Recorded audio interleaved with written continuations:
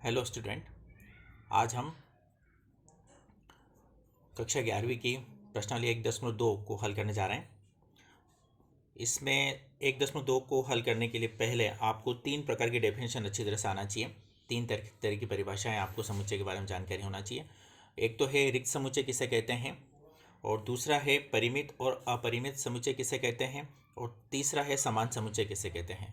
1.2 प्रश्नावली में 3 प्रकार के सवाल हैं। एक तो रिक्त समुच्चय से संबंधित है, एक परिमित और एक अपरिमित समुच्चय से संबंधित हैं, और दूसरा है समान समुच्चय से संबंधित सवाल आपको 1.2 प्रश्नावली में मिलेंगे। तो इनकी पहले डेफिनेशन आपको अच्छी तरह से समझ में आना चाहिए।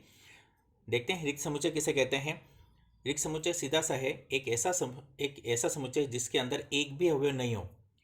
एक भी अवयव नहीं होता है, इस प्रकार के समुच्चय को अपन क्या कहते हैं, रिक्त समुच्चय कहते हैं, या शून्य समुच्चय कहलाता है। इसको अपन फाई से या खाली समुच्चय से प्रदर्शित करते हैं।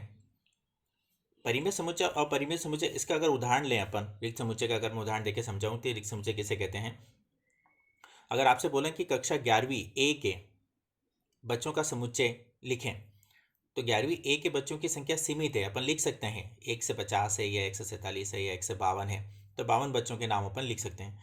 लेकिन अगर मैं आपसे कहूँ कि ऐसे बच्चों का समुच्चय लिखना है जो 10वीं और 12वीं में पढ़ते हों, या 10वीं और 11वीं में पढ़ने वाले छात्रों का समुच्चय, तो अब ऐसा कोई बच्चा नहीं होगा जो 10वीं पढ़ता हो और 11वीं पढ़ता हो।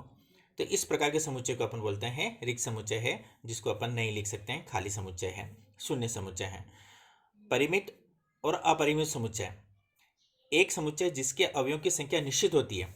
अवयवों की संख्या निश्चित होते हैं, मतलब उसके एलिमेंट निश्चित होते हैं, वो परिमित समुच्चय कहलाता है। अन्यथा वो समुच्चय अपरिमित समुच्चय कहलाता है।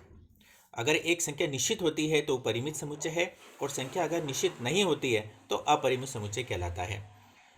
समान समुच्चय, इसकी डेफिनेशन, इसके संबंधित सवाल देखेंगे अपन। जैसे मैं उदाहरण से बोलूं कि 1 से, इसका भी अगर परिमित समुच्चय का उदाहरण लेकर लिखना चाहूँ, मैं अगर बोलूं कि 1 से 10 तक प्राकृत संख्या को समुच्चय लिखना है, तो 1 से 10 तक प्राकृत संख्या का समुच्चय लिख सकते हैं, 1 2 3 4 5 6 7 8 9 10। लेकिन आपसे ये बोला जाए कि प्राकृत संख्या को समुच्चय लिखो, तो प्राकृत संख्याएं तो 1 से लेकर अनंत तक होती हैं, 1 2 3 4 5 इन्फिनिटी तक। तो जो इन्फिनिटी तक है वो अपरिमित समुच्चय है, और 1 से 10 तक लिखने की बात है वो परिमित समुच्चय है। एक संख्या निश्चित होती है तो परिमित समुच्चय, और संख्या निश्चित नहीं होती है तो अपरिमित समुच्चय वो कहलाता है। तीसरी प्रकार की डेफिनेशन है समान समुच्चय। समान समुच्चय किसे कहते हैं? दो समुच्चय ए और बी के अवयव समान हो, मतलब दो सेट हैं और उनके अवयव अगर समान है तो वो समान समुच्चय कहलाता है। उदाहरण के तौर पे अगर मैं एक ए समुच्चय में लिखूं ए बी सी, और बी समुच्चय में लिखता हूं मैं उदाहरण के तौर पे बी ए सी, तो ए बी सी इधर है और बी ए सी उधर है। इसका मतलब ये हुआ कि वो समान समुच्चय है जिसके अवयव समान है। अवयव समान होना चाहिए, उनकी संख्या समान हो ऐसा नहीं, जिनके अवयव आपस में समान, एलिमेंट समान होना चाहिए, इस प्रकार के समुच्चय को समान समुच्चय कहते हैं। अब अपन प्रश्न देखते हैं 1.2 के पहले सवाल है। इसके अंदर पहला सवाल लिखा हुआ है कि 2 से भाज्य विषम प्रकृत संख्याओं का समुच्चय। ये सवाल लिखा है मैंने, 2 से भाज्य विषम प्रकृत संख्याओं का समुच्चय। अब 2 से भाज्य विषम प्राकृत संख्या, तो विषम प्राकृत संख्या 1 3 5 7 9 होती है, लेकिन 2 से भाज्य, 2 से कटती है, बिल्कुल नहीं कटती है, तो 2 से भाज्य विषम संख्या नहीं हो सकती है। तो इस प्रकार के समुच्चय को हम बोलते हैं ये रिक्त समुच्चय है। मतलब आपके जो पहला सवाल है उसमें बताना है कि कौन कौन से रिक्त समुच्चय हैं। तो आपका जो पहला सवाल है 2 से भाज्य विषम प्राकृत संख्याओं का समुच्चय, ये एक रिक्त समुच्चय है। दूसरा सवाल है सम अभाज्य संख्याओं का समुच्चय। सम अभाज्य, सम संख्या भी होना चाहिए और अभाज्य संख्या होना चाहिए। तो सम संख्या सिर्फ एक एलिमेंट ऐसा है जो सम हो और अभाज्य भी है। सम अभाज्य संख्या, सम अभाज्य संख्या मतलब दो है, रिक्त समुच्चय नहीं है। एक एलिमेंट, एक अवयव ऐसा है दो जो सम अभाज्य संख्या है, इसलिए हम इसको रिक्त समुच्चय नहीं कह सकते हैं, क्योंकि एक अवयव आ गया इसके अंदर, इसलिए हम इसको रिक्त समुच्चय नहीं कह सकते हैं।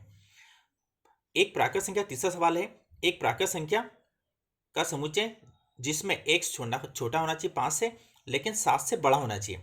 मतलब एक एलिमेंट लो जो 5 से छोटा हो लेकिन 7 से बड़ा हो। अब ऐसा एलिमेंट सोचो कि जो x छोटा हो 5 से, 5 से छोटी संख्या अगर अपन उदाहरण के तौर पर अगर 4 लेते हैं, तो 4 क्या बड़ा है 7 से? नहीं है। तो कोई भी एलिमेंट लो, वो कह रहा है कि 5 से छोटा लेकिन 7 से बड़ा, तो ऐसा कोई भी अवयव नहीं मिलेगा आपको, इसलिए हम बोल सकते हैं कि इस प्रकार के समुच्चय को हम रिक्त समुच्चय कहते हैं। इसका चौथा सवाल है, समांतर रेखाओं का उभयनिष्ठ बिंदु ज्ञात कीजिए। हो सकता है क्या?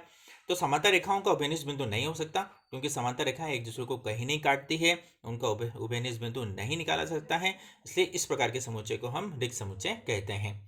तो ये तो रिक्त समुच्चय से संबंधित है कि कौन से रिक्त समुच्चय और कौन से रिक्त समुच्चय नहीं है। इसके अगले सवाल देखते हैं, मैं किताब में बताता हूँ आपको। देखें, ये किताब आपकी, इसके अंदर दूसरा सवाल है, निम्नलिखित समुच्चय में से कौन सा परिमित और कौन सा अपरिमित समुच्चय है। अब परिमित और अपरिमित से संबंधित समुच्चय के बारे में आपको जानकारी देना है और यहाँ समुच्चय लिख रखे हैं। पहला है वर्ष के महीनों का समुच्चय। तो वर्ष के महीनों का समुच्चय अपन लिख सकते हैं आसानी से कि वर्ष के महीने कौन कौन से होते हैं, एक निश्चित सीमा तक आ सकते हैं वो, इसलिए हम बोल सकते हैं कि ये परिमित समुच्चय है। इसका सेकंड सवाल है, 1 2 3 4 डैश डैश अनंत तक है। तो अर्थात ये अनंत तक है, निश्चित संख्या नहीं हो सकती इसकी, इसलिए अपरिमित समुच्चय है। थर्ड सवाल है, 1 2 3 और 99 100, तो 1 से लेकर 100 तक है, तो अपन बोल सकते हैं कि ये परिमित समुच्चय है, क्योंकि निश्चित संख्या के रूप में लिखा जा सकता है इसको। चौथा सवाल है, 100 से बड़े धन पूर्णांकों का समुच्चय।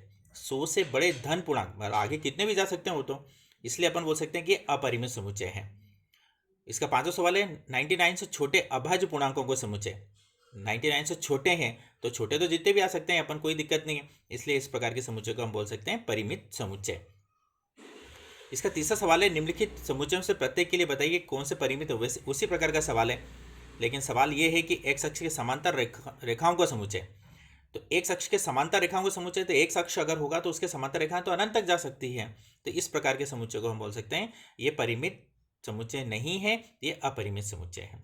इसका सेकंड सवाल है, अंग्रेजी वर्णमाला के अक्षरों का समुच्चय। तो अंग्रेजी वर्णमाला के अक्षर तो निश्चित है, लिख सकते हैं अपन ABCD Z तक, तो ये परिमित समुच्चय है आपका। उन संख्याओं का समुच्चय जो 5 के गुणज है, 5 के गुणज है, 5 के गुणज में तो अपन लिख सकते हैं, 5 के गुणज में तो 5 10 15 20, तो कहाँ तक लिख सकते हैं, अनंत तक, ये अनंत तक चाहेंगे 5 के गुणज तक, तो ये अपरिमित है।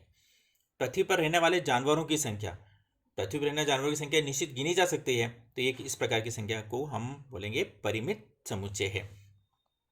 अब दूसरा प्रकार का सवाल आता है, जैसा कि अपने डेफिनेशन थे कि बताइए कि A बराबर B है या अथवा नहीं।